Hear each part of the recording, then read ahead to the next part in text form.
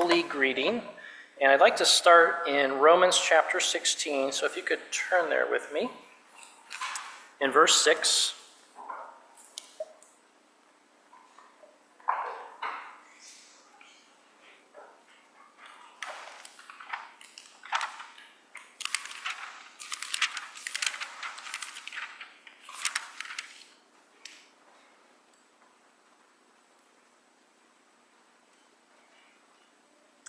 And it's Romans chapter 16, verse, I said 6, but I meant to say 18. Sorry about that. So it's, greet one another with a holy kiss.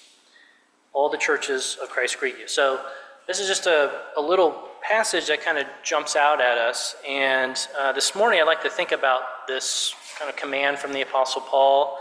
What does it mean for the believers in that day? What does it mean for us today? And what are some exhortations? And this is one of those things a while back I kind of went down on a rabbit hole with, and I found out, there's a lot that I can work on personally with this little teaching that kind of pops up. And first of all, it's interesting to point out, this isn't the only place that the apostles say this. It actually is, there's 5 times in Paul's letters, actually 4 times in Paul's letters. There's here in Romans, he says it in 1 Corinthians, he says it in 2 Corinthians, and then he says it in 1 Thessalonians. And each of these times that he says this, it's around the same point. It's at the end of his letter when he's wrapping up. He's giving greetings, send my love. He's talking about these different people. And the Apostle Peter says something very similar as well. And that's in his first letter, 1 Peter chapter 5, verse 14. And his is a little bit different. In all of Paul's letters, Paul uses the expression, it's greet with a holy kiss is how he words it.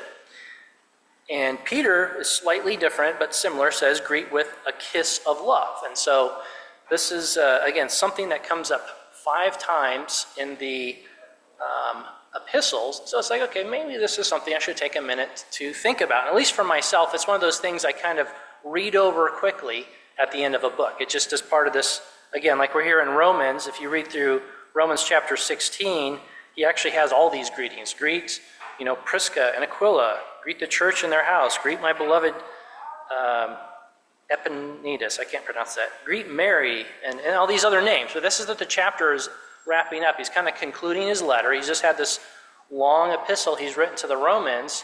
And here's the end. He's sending all of his greetings to these different people. And then he kind of inserts this little, greet one another with a holy kiss.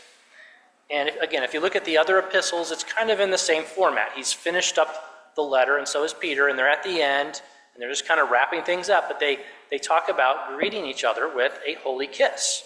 And so that kind of, raises some questions. And I think probably one of the things that stands out for us is that this is probably not the common way, at least we today, usually greet one another.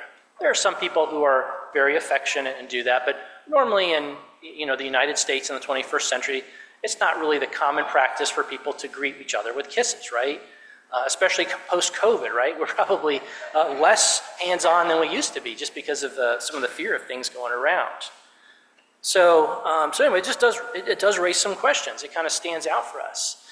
And, we're not alone. This is something others have thought about as well. And if you just kind of look around the wider Christian world, and you'll see most Western Christian communities are kind of like us, where this is something that they maybe read and they maybe recognize the principles, but they don't necessarily insist that this is to be taken literally.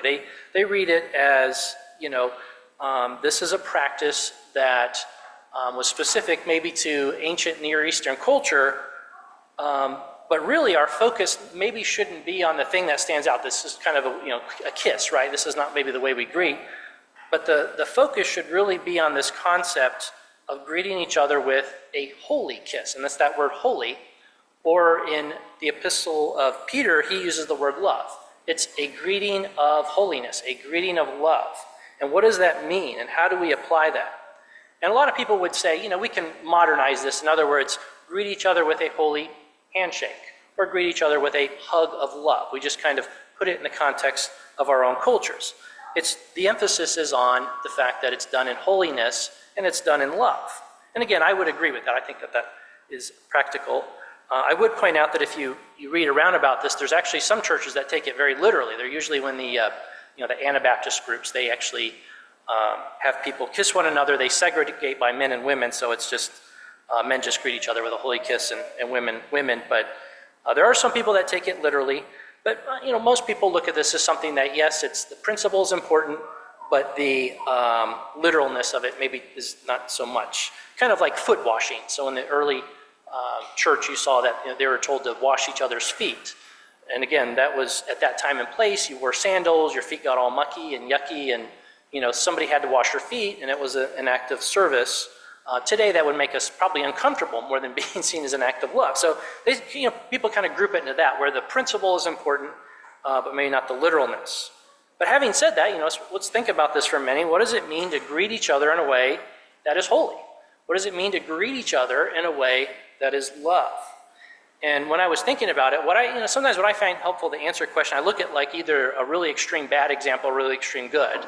And so I'll just start with a really extreme bad example and just kind of ask the question, are there examples in the Bible of an evil kiss? That sounds kind of silly, but ask you that. There's Paul talks about a holy kiss. What about evil kisses? Are there evil kisses in the Bible? Is that such a thing? Brother Joseph. Yes, absolutely. That's probably the one that the infamous betrayal kiss of Jesus comes to mind. Yeah, there's an evil. There's any other that pop in people's minds. That's one I'm going to look at in a minute. The other one I'll look at is Joab. I don't know if you remember him, that he killed Amasa by kissing him. And we'll take a look at that. But it's interesting enough, in the Bible, there's actually evil kisses. You call them evil. They were done in a way that was very wicked. So let's start by looking at what Brother Joseph pointed out was Judas Iscariot. We'll look at the Matthew's account for that, Matthew chapter 26.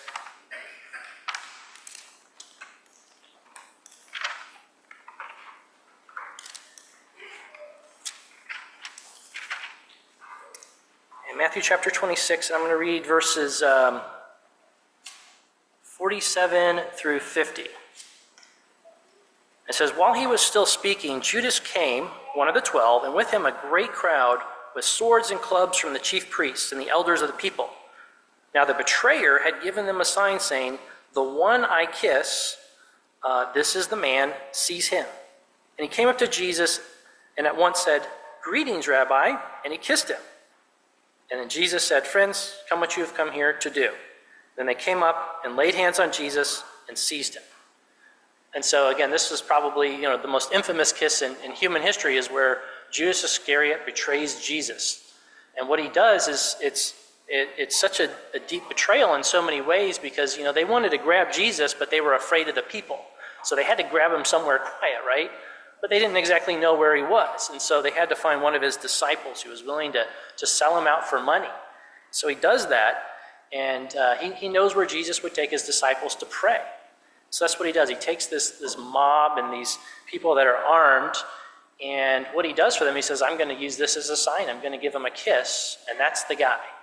They didn't have mugshots back then. If you wanted to capture somebody, sometimes you needed an eyewitness to point them out. So that's what Judas did. He helped them do this, and this is lived on in infamy because he's betraying God's son. He's supposed to be one of his disciples. He's supposed to be one of his trusted friends, and he betrays that trust in a very deep and very dark way. And so, you can think about a holy kiss. This is probably an example of an evil kiss. This is done in betrayal. It's done in, for some money. Whatever his motivations were, it was very wrong. And what made it kind of so bad is that it wasn't that he just openly rebelled against Jesus. He acted like he's a friend. He did something like a kiss, which was supposed to be something between family, between friends, between people you trust, and he used that in a malicious way. If we turn back to the Old Testament, we'll look at to Joab's example as well, and I think this along similar lines. But 2 Samuel chapter 20, we'll look at that example.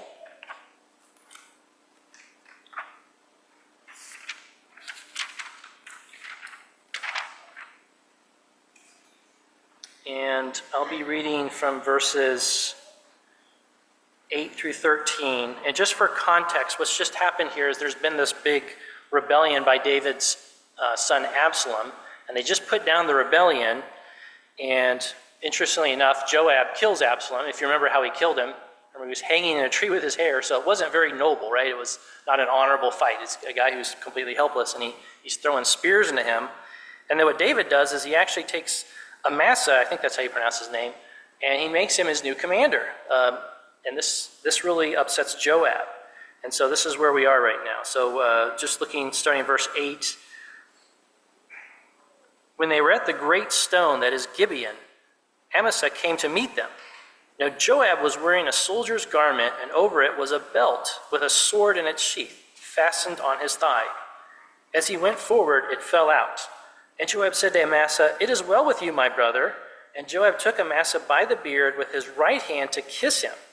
But Amasa did not observe the sword that was in Joab's hand. So Joab struck him with it in the stomach and spilled his entrails to the ground without striking a second blow, and he died. And then it gets kind of gruesome. He doesn't die right away. He's kind of wallowing in his blood, and it's making the soldiers slow down. So they throw a cloak over him, and it's just a whole awful incident. And it just kind of shows you Joab's character. This is, again, another example. You might call this kind of an evil kiss. This is deceitful. Again, when you look in the Bible, and we'll look at examples later, but kisses were meant for family, for friends, for people you cared about. And what Joab is doing, kind of like Judas, he's using this to do something evil. He's coming up to him, and just look at his words. "Is it well with you, my brother?" This is like something you say to somebody you're at peace with. And once again, here's another example of Joab murdering somebody in such a treacherous way. He's not like coming up to him and saying, "Hey, I'm going to challenge you to a fight for this army." He just stabs him in the stomach and pretends like he's his brother and his friend. And so, again, this just shows you a little bit about the character of Joab and how he handles things. And again, there was another incident where he took out, and I forget the guy's name, but the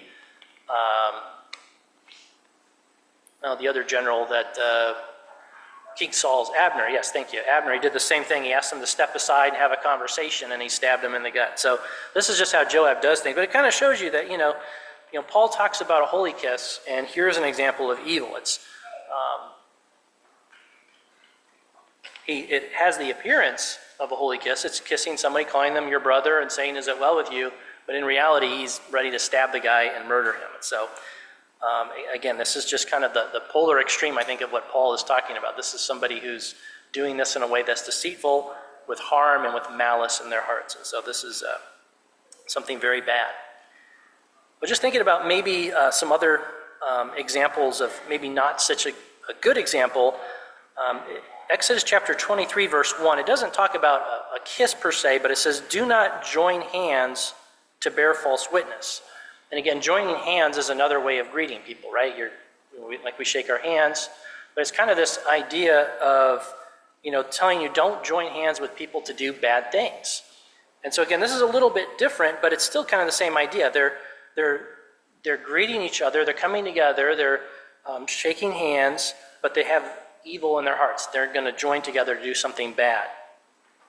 And just growing up, when I remember back in the 90s when I was kind of getting into the truth and stuff, and I was, of course, fascinated with Israel and always watching Israel in the news. And one of the things that always stood out for me is, I don't know if you all remember Yasser Arafat. He was the guy who was the leader of the PLO back in the day.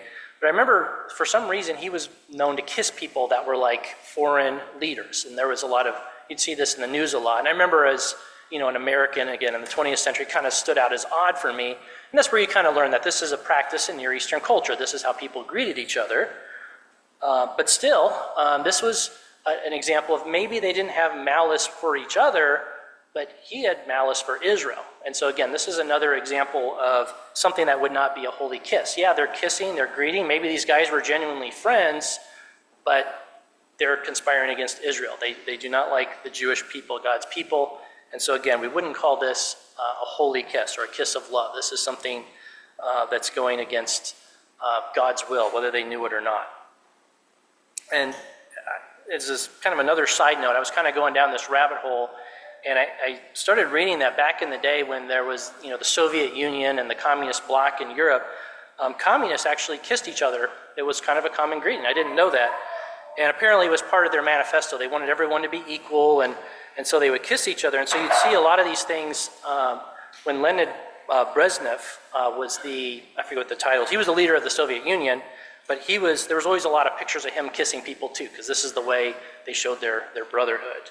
And again, there's another example of, this is atheistic communism. This is not something that's good. Maybe they're greeting each other with kisses, but it's certainly not a holy kiss. But you kind of see these examples. There's bad examples of these types of greetings. Well, then kind of moving away maybe from kind of these extreme bad examples, I think of some other times where we might, maybe not a holy kiss, for example, but a different kind of greeting, and probably in the workplace. And if any of you work in an environment where you interact with other people, you're probably going to be doing greetings with people that you interact with. And we should. And we should do that in a way that's professional, that's courteous, that's respectful, and that's kind. And as much as it's a good thing, we probably wouldn't call it a holy greeting, right? I mean, these are people that we're interacting with, and we probably mean well. They're probably our co-workers and people, your customers, whoever. But it's not the same thing as a holy kiss, is it? Or a holy greeting, is it? And, this is the one that kind of got me thinking for a minute, and it's just like, I thought, when we think about our brothers and sisters, do we have a deeper greeting and connection than we do in our workplace, if that makes sense? And because what can happen sometimes is, at least for myself, like my greetings are kind of the same as I might greet somebody at work. I say, hey, good morning, it's nice to see you, and that's just kind of it. But I would suggest that for what Paul talks about as a holy greeting, it's something deeper and richer that we should be striving for. And again, it's good to be friendly and kind with everyone, and and especially if you're at work, be professional and all that stuff. But it just makes me think, as brothers and sisters, there's something deeper than that. And when you look in the Bible, at other places it's used, what you'll see is that this is a common greeting with family members. I'll just look at two examples, both in Genesis. If you want to turn back to Genesis chapter 29, verse 13.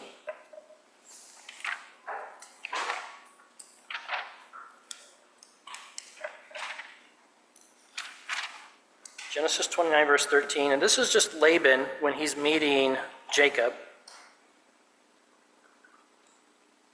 And Jacob has left his home and he's gone to this other country, and he's come in contact with his uncle Laban, and they're meeting for the first time, but this is Laban's response. As soon as Laban heard I'm in 29, verse 13, I don't know if I said that, Genesis 29, 13. As soon as Laban heard the news about Jacob, his sister's son, he ran to meet him, and embraced him, and kissed him, and brought him into his house. And Jacob told Laban all these things. And then Laban said, surely you are my bone and my flesh, and he stayed with him a month. And so, again, this greeting here, this is family. This is Laban's sister's son, and he's overjoyed to see him. The relationship gets soured down the road, but at least initially here, this is kind of how family greets you. He's happy, he's embracing him, he's kissing him, there's a lot of joy, he welcomes him into his home, but there's you kind of get the idea that this is maybe close to what Paul is talking about and what Peter is talking about in their epistles, this kind of greeting. They really deeply care for one another, and that's shown in how they greet one another.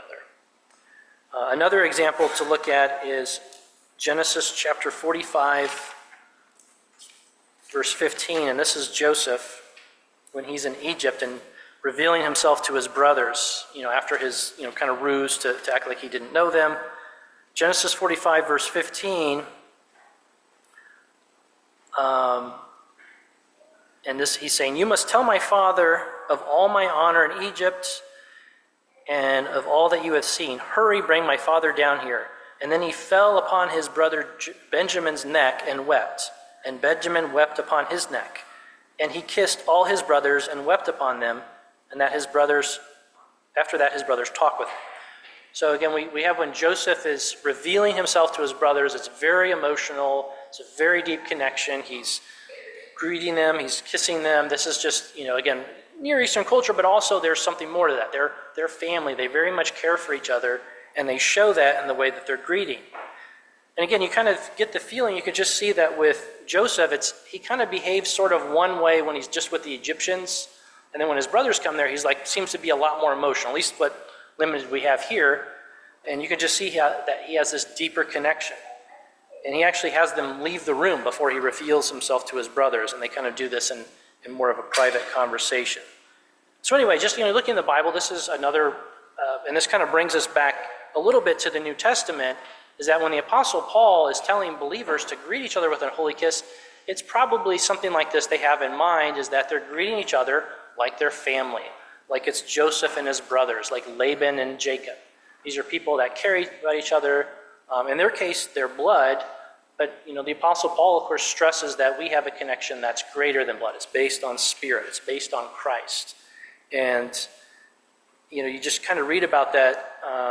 Again, looking at some commentators, one of the things they pointed out is back in the times they lived in, society was a lot more stratified. You had your level that you were at. You were middle upper class. You didn't associate with lower people.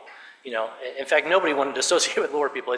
You always wanted to be in a higher class. And that was reflected in the greetings. Like, people would greet each other in different ways based on what class they were in. But what Paul's saying is everybody within the ecclesia greet each other with love. And so, Christianity was kind of radical in its early days because all these people who were Jewish, Gentile, rich, poor, they all saw each other as equals, as brothers and sisters in Christ. And this little comment that I tend to read over at the end of these chapters of the epistles kind of emphasizes that this is the way they should greet each other, like their family, like they care about each other. They're not just acquaintances; they're brothers and sisters in Christ.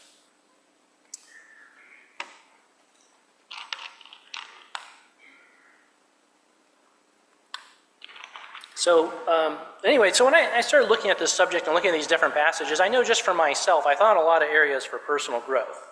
For one thing, I just have never been a super emotional, huggy, touchy kind of person.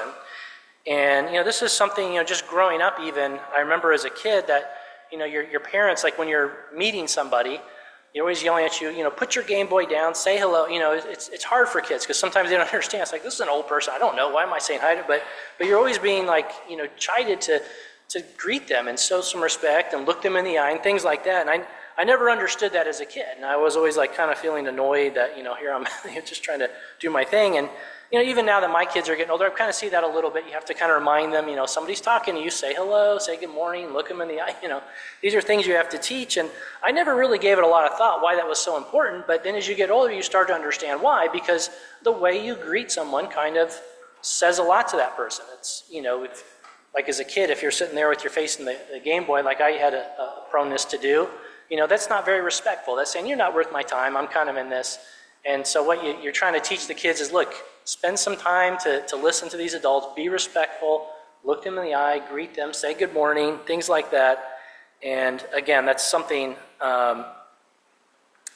that's hard to remember. And even as an adult, my wife has had a conversation with me about this, is that, sometimes I come home and I'll run and like greet the kids and I'll play with the kids and I'll forget to say, hey, honey, how are you doing? And we've had that, but from my perspective, in my mind, I'm always thinking, oh yeah, I'm happy to see my wife. I'm happy to see her. It's good to see her. But, if you don't verbalize that, if you don't show that, it's no good. And there's actually a proverb that says something like this. It says, better is open rebuke than hidden love. That's Proverbs 27, verse 15. And I never really understood that when I was growing up. But now I kind of get that more and more as I get older, is that, sometimes, you can have well intentions for other people, but if you don't show that, if you don't express it, it doesn't really do any good. And sometimes it can create a misunderstanding. Sometimes people, when they don't get that greeting, they don't get to see that act of love, their perception is the opposite. Oh, they don't like me. They're being rude to me. They don't care about me. And so that's why the Bible gives this proverb. It's important to show that and verbalize it. And, if you've ever met a person who's really good at giving greetings and doing it the right way, they really do leave an impression on you. They make you feel, okay, yeah, they took a minute to talk to me, that you can tell that it means something. They remember my name, things like that. And that's really, it's really important. It does leave an impression on you. It definitely impacts how you feel. And again, that's something I need to remember. I know even at work, I'm sometimes like, when I get in the morning, I'm like kind of in my head thinking of things I need to do. And people will say, good morning, Jason. And I'll think in my head, oh yeah, it's good to see that person, but I'll forget to say it. I don't know if anyone else does that, but in my mind, I'm saying, hey, good morning, but I don't actually verbalize it. And I actually had to run back and grab people before and say, sorry about that. I don't want you to think I'm being stuck up or something. I just am in my own little world. But that's something that's important. And, again, for myself, I could make an excuse, well, I'm not a very social person. It's okay. But it's not a good excuse. And we were actually watching the movie Pride and Prejudice from 2005. I don't know if you've ever seen that before. And anyway, but there's a scene in the movie where they're at Lady Catherine de Bourgh's house, and Lizzie and I just forgot his name, but Mr. Darcy, yes. And the Lady Catherine de Bourgh is really giving her a hard time about playing the piano. It's like, you need to practice, and be kind of a character. But she goes up and has a conversation with Mr. Darcy about how he has, he was kind of rude the first time they met him, and he didn't dance with anybody. And then he says to her, "I do not have the talent of easily conversing with people I do not know." And then she says to him, "Well, take your aunt's advice, practice." And it's a good point. It's just something to think about, to be prepared for, to work on. It's not just, kind of an aside thing, but, take some time to maybe practice and think about that. How can I greet people in a way that really shows love and holiness, especially with my brothers and sisters, and maybe in general, just making sure we greet people in a way that's respectful. Well, just, we kind of start off by looking at the really bad examples. I did want to look at a few good examples just to kind of wrap up this morning. I got just a couple I'd like to take a look at. And, when I think about greeting of love, one of the first that always comes to my mind is David and Jonathan. We'll kind of look at that one really quick. It's in 1 Samuel chapter 20.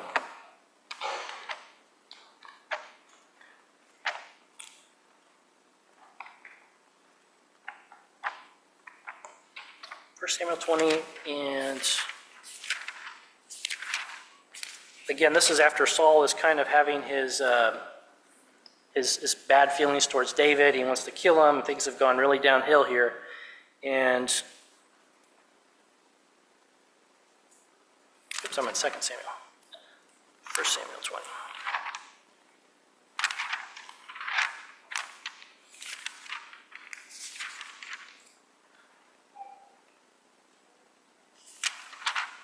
And page here. Okay, 1 Samuel chapter 20, verse 41. And this is David and Jonathan meeting for the last time.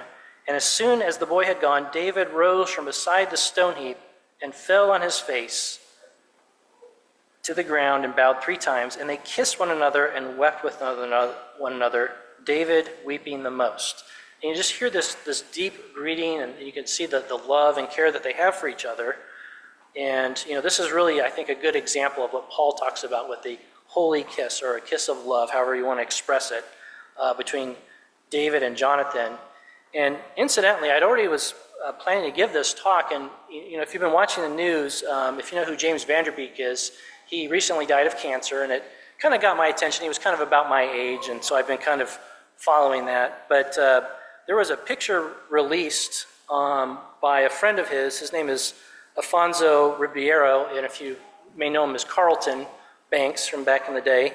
But he shared this picture of him, and it was like a very intimate picture where he's like hugging him, and they've got face to face, and their eyes are closed, and you don't see guys do that a lot, but it was like his last time meeting him before he died. It was very emotional. And it just kind of made me think of David and Jonathan a little bit. Like, here's a modern example of 2 close friends that have a very emotional parting, and they're showing that. But yeah, that comes to my mind when I think about the words of the Apostle Paul. And then just looking at a few New Testament examples of this, we have Paul and the elders in Acts chapter 20. And verses 37, verse 37.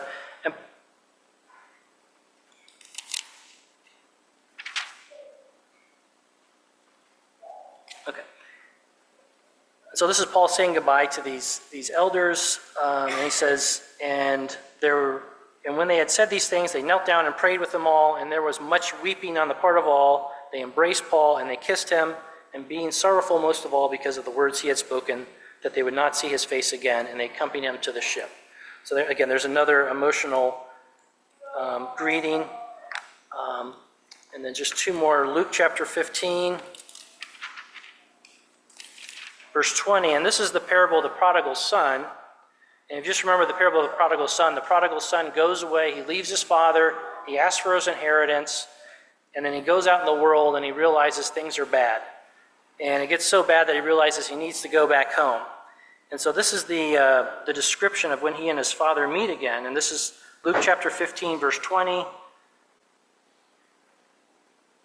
And he arose and came to his father, but while he was still a long way off, his father saw him. He felt compassion. He ran and embraced him and kissed him. And so you just kind of see that reaction from his father. He's so joyful to see his son come back. And that's how he shows it. And just the last one, and if I started off with a really bad example where Judas betrays Jesus with a kiss. And if I was to look at an example on the other end of the spectrum, it'd probably be this one here. This is Luke chapter 7, verse 38.